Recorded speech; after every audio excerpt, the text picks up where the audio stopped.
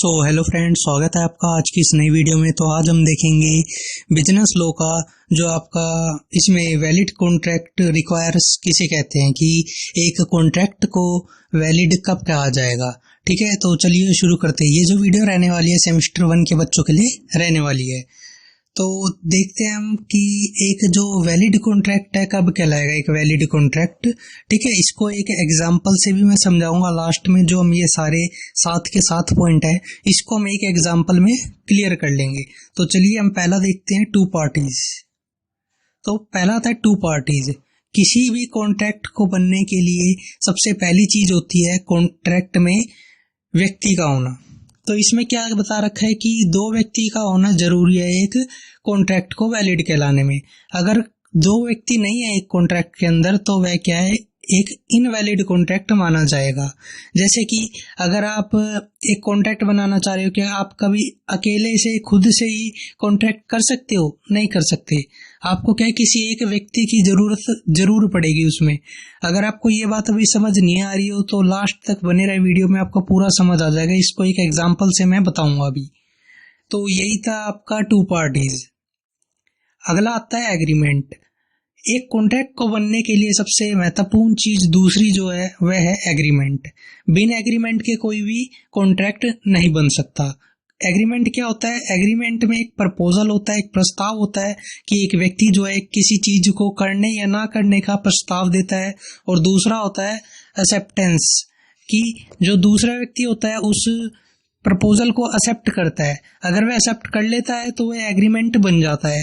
अगर वह एक्सेप्ट नहीं करता तो एक एग्रीमेंट नहीं कहलाएगा। और जब एग्रीमेंट बन जाता है और हम इसमें लॉ को घुसा देते हैं, जब हम इसमें क्या करते हैं, जब एग्रीमेंट में लॉ आ जाता है कि लॉ गारंटी लेता है कि नहीं, आप अगर कुछ भी गलत करोगे तो आप मेरे पास आ सकते हो, मैं आपको आपका जो भी डैमेज हुआ है उसको मैं बेयर करवाऊंगा उससे। ठीक है, सामने से कंपनसेशन दिलवाऊंगा। तो दूसरा जो इसमें एक वैलिड कॉन्ट्रैक्ट को बनने के लिए महत्वपूर्ण है जो एक एग्रीमेंट होना चाहिए दोनों के बीच में। तीसरा आता है ऑब्लिगेशन। ऑब्लिगेशन किसे कहते हैं? ऑब्लिगेशन कहते हैं कि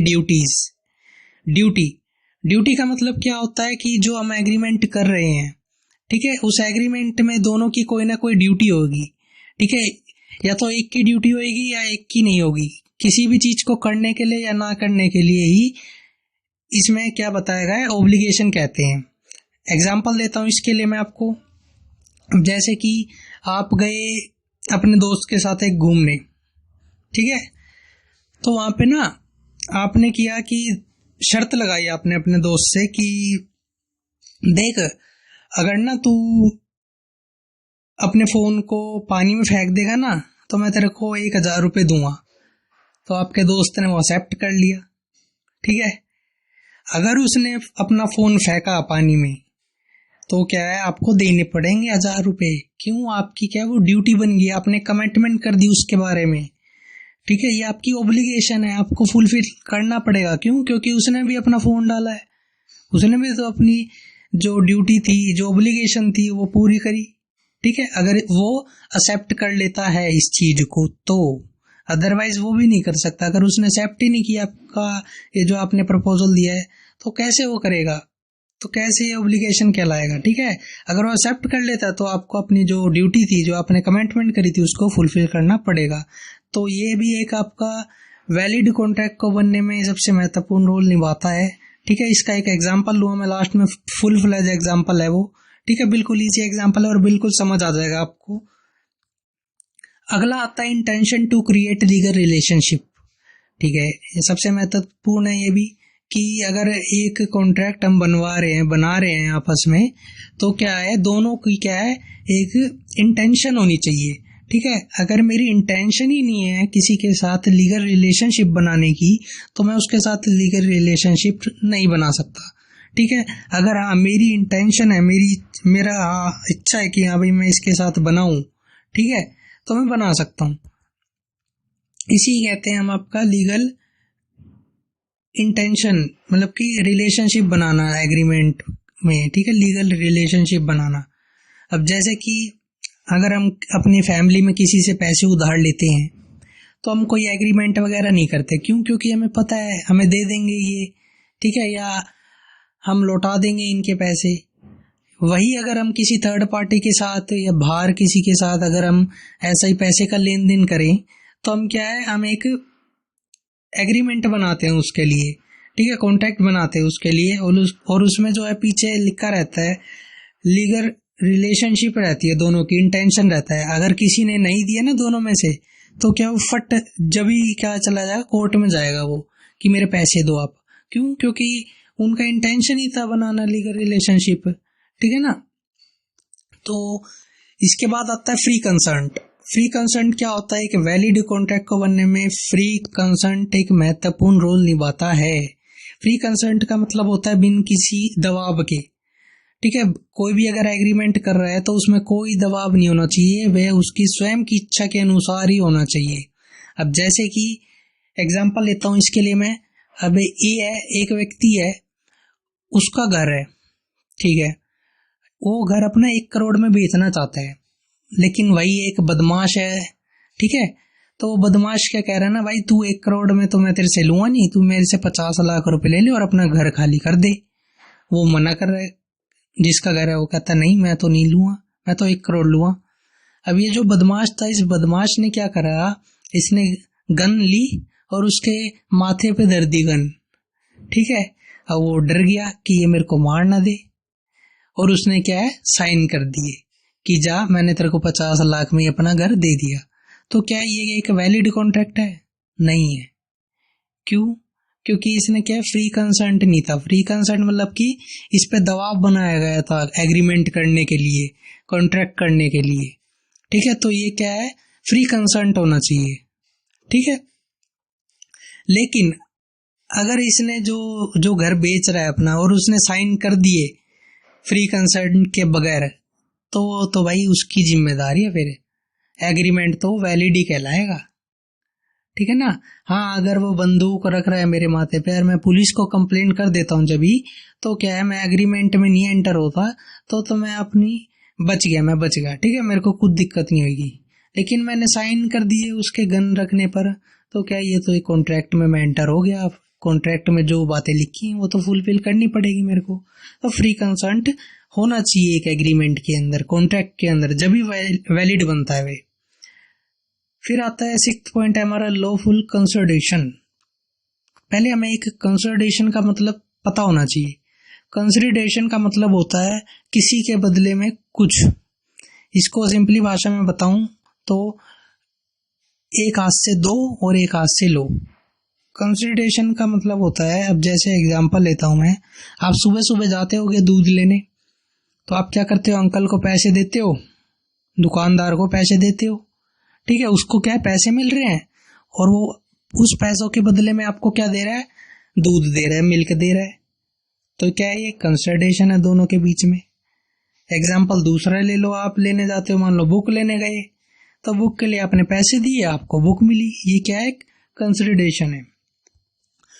अब एक वैलिड कॉन्ट्रैक्ट को बनने के लिए लॉफुल कंसिडरेशन का होना आवश्यक है।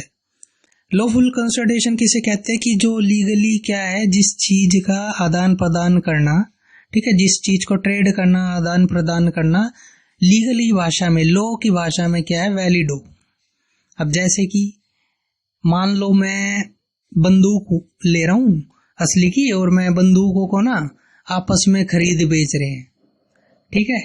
अब जैसे कि मैंने एक व्यक्ति को बंदूक दे दी, ठीक है, लेकिन वो मेरे से कहता है भाई देख पैसे तो अभी है नहीं मेरे पे, कल ले लियो पैसे, ठीक है। अगर उसने मेरे को कल पैसे नहीं दिए ना, तो मैं लो के पास नहीं जा सकता कि लो भाई आप ना देखो, मैंने एक कॉन्ट्रैक्ट करा था एक व्यक्ति से, उसमें ना कंसिडरेशन भी हुआ है और वो मेरे पैसे नहीं दे रहा है। तो लो क्या है, मेरे को ही धर लेगा, मेरे को जेल में बंद कर देगा। लो कहेगा देखो आपने वैलिड कॉन्ट्रैक्ट नहीं पता कि एक वैलिड कॉन्ट्रैक्ट कब बनता है, उसमें लॉफुल कंसिडरेशन होनी चाहिए। लॉ की भाषा में बंदूक, वेपन्स का ट्रेड करना, आपस में बेच खरीदना, आदान प्रदान करना क्या है, एक बैन है, एक लीगली क्या है, अपराध है, ठीक है। ऐसा ही दूसरा एग्जांपल लो, मान लो कोई नशे की, मान लो लिक्वर हो गया, लिक्वर, लिकर हो गया, जैसे कि दारू अल्कोहल, मैं इसको व्यापार कर रहा हूँ, इसका बेच रहा हूँ, आदान प्रदान कर रहा हूँ बिना लाइसेंस के। एक तो मैं इनलीगल काम कर रहा हूँ ये। दूसरा दूसरा क्या है, मैंने किसी को ये बेची, लिकर बेची, और उसने मेरे को पैसे नहीं दिए। उसने कहा भाई देख थोड़े पैसे मेरे से अभी ले ले, थोड़े बाद में ले लियो। मैंने कहा चल ठीक है, लेकिन वो तो देने का नाम ही नहीं ले रहा। अब मैं कोर्ट में भी नहीं जा सकता। क्यों? कोर्ट में जाऊंगा तो कोर्ट कहेगा भाई आप पे तो लाइसेंस ही नहीं है, बिन लाइसेंस के आप कैसे बेच सकते हो लिकर, ये तो अपराध है। ठीक है, आप आए हो अच्छी बात है, हमें पकड़ना, हमें आपको ढूंढना पड़ता, आप स्वयं ही आगे अपनी गिरफ्तारी करवाने। ठीक है, तो मेरे को वही बंद कर लेगी कोर्ट। तो लॉफुल कंसिडरेशन होना चाहिए, यूं नहीं कि इनलीगल चीज का मैं व्यापार करूँ, आदान प्रदान करूँ। लॉफुल हो यानी कि इनलीगल नहीं होनी चाहिए, वो लीगल हो लॉ की भाषा में। उसी चीज का मैं व्यापार कर सकता हूँ, या मैं किसी के साथ उसको आदान प्रदान कर सकता हूँ अगर मैं उसके साथ कॉन्ट्रैक्ट कर रहा हूँ तो लास्ट पॉइंट हम देखते हैं, 7th पॉइंट, जिसमें क्या कहता है, कंप्लायंस विद लीगल फॉर्मेलिटीज। इसमें क्या है कि एक कॉन्ट्रैक्ट बनने के लिए लीगल फॉर्मेलिटीज का भी होना आवश्यक है। इसमें क्या होता है कि जैसे देखा होगा आपने, जब दो व्यक्ति एग्रीमेंट करते हैं, कॉन्ट्रैक्ट करते हैं, तो एक पेज होता है, पेज पे दोनों हाँ भाई क्या है अपना लिखते हैं कि जो भी उसने कमिटमेंट करी है उसको लिखते हैं, लिख लेंगे। फिर क्या होगा, लिखने के बाद उसमें एफिडेविट वगैरह लगता है, उस पे स्टैंप लगती है, मोहर लगती है गवर्नमेंट की, और लिखा रहता है उस पे, वैलिडिटी रहती है डेट टाइम की कि ये कितने टाइम तक वैलिड रहता है। ठीक है, तो अगर आपको नहीं पता हो ना कि कॉन्ट्रैक्ट और एग्रीमेंट किसे कहते, तो मैंने अपने चैनल पे ऑलरेडी एक वीडियो डाल दी है इसके बारे में, एक जो है वहाँ पे, उसमें मैंने एग्जांपल लिया, बिल्कुल रियल लाइफ एग्जांपल है, आप समझ जाओगे एक बारी देखोगे तो उस वीडियो को। तो नहीं देखी आपने वो वीडियो तो जरूर देखें। तो ठीक है, तो लीगल कंप्लायंस आपको समझ आ गया होगा कि जिसमें आपके कागजात होते हैं ना, जिसे हम कागजात कहते हैं लॉ की भाषा में, कि कागजात लाओ, इसने जो लिखित में लिखा है उसको वैलिड मानेंगे। ठीक है, तो यही क्या होता है, लीगल फॉर्मेलिटीज होती हैं। ठीक है, तो अब हम आते हैं अपने एग्जाम्पल पे। तो हमने ये 7 चीजें देखी, 7 पॉइंट देखे कि अगर ये कॉन्ट्रैक्ट में है तो ये वे क्या है, एक वैलिड कॉन्ट्रैक्ट कहलाएगा। ठीक है, तो साइड में एक एग्जाम्पल दिख रहा होगा आपको, यही 2 लाइन का एग्जाम्पल है, इसमें मैं आपको पूरा समझा दूंगा, बस एक बार आप सुनते रहो इस वीडियो को पूरा। तो एग्जाम्पल ले रहा हूं मैं ए और बी का। तो कहानी चालू होती है यहाँ से। ए जो है एक दूध बेचने वाला है, मिल्क सेलर है, और बी जो है बायर है। बी और ए दोनों एक रात पहले मिले। तो बी ने ऐसे कहा भाई देख मेरे को कल ना 100 लीटर दूध की आवश्यकता है सुबह के टाइम, यार मेरे को दूध दे दियो तू। ठीक है ना, नहीं देगा तो यार मेरा काम रुक जाएगा, मेरी कल काफी सेल होने वाली है, बहुत दबा के सेल होने वाली है, तो अगर तू नहीं देगा सुबह सुबह मेरे को मिल्क नहीं पहुंचाएगा मेरी दुकान पे, तो क्या दिक्कत हो जाएगी। तो इसने डर के मारे क्या करा ना, इसने एक एग्रीमेंट कॉन्ट्रैक्ट बना लिया ए के साथ, मिल्क सेलर जो था।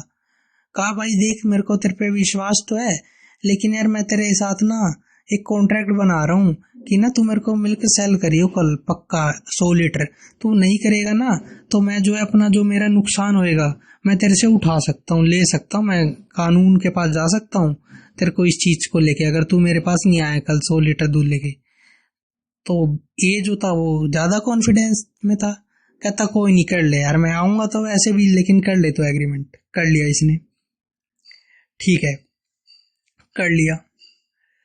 करने के बाद अगला दिन हुआ, अगला दिन तो हुआ, और हाँ इसने एडवांस भी दे दिए थे।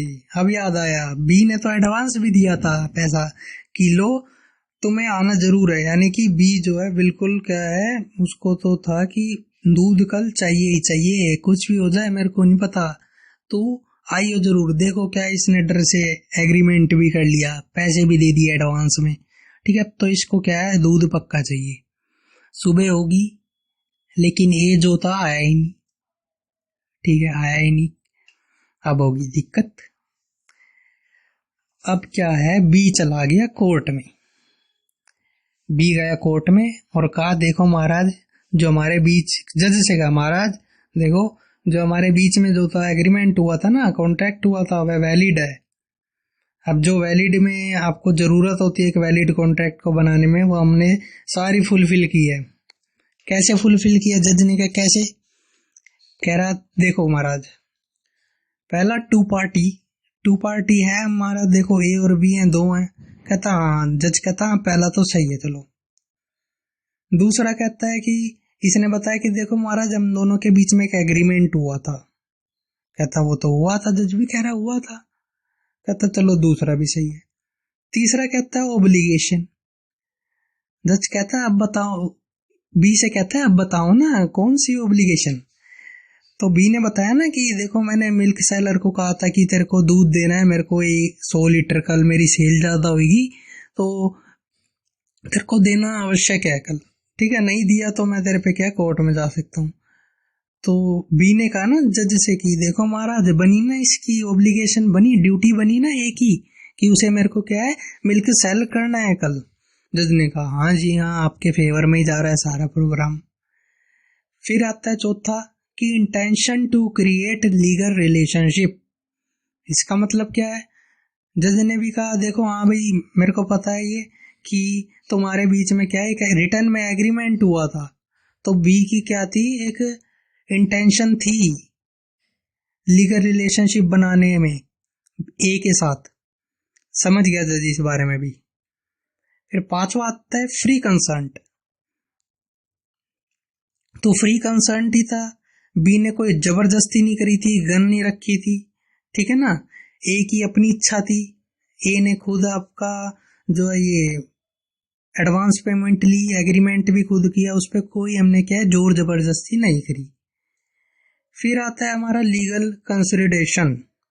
तो भाई मिल्क तो कोई ऐसी चीज है नहीं जो इनलीगल हो लॉ की भाषा में, ये क्या है लीगली थी, ठीक है ना? लीगल बात थी।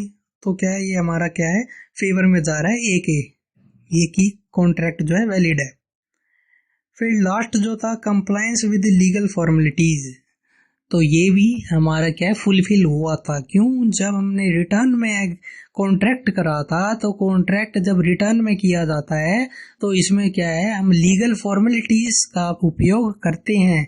इसमें क्या है जो ए ने जो कमिटमेंट करी है उसके बारे में लिखा जाता है और बी ने जो कमिटमेंट करी है उसके बारे में लिखा जाता है। इसमें साइन रहता है प्लस में दोनों का, और लिखा भी होता है उस पेज इस पे हम दोनों की बातें लिखवाते हैं कि अगर कोई भी अपनी बातों से मुकरा तो वह क्या है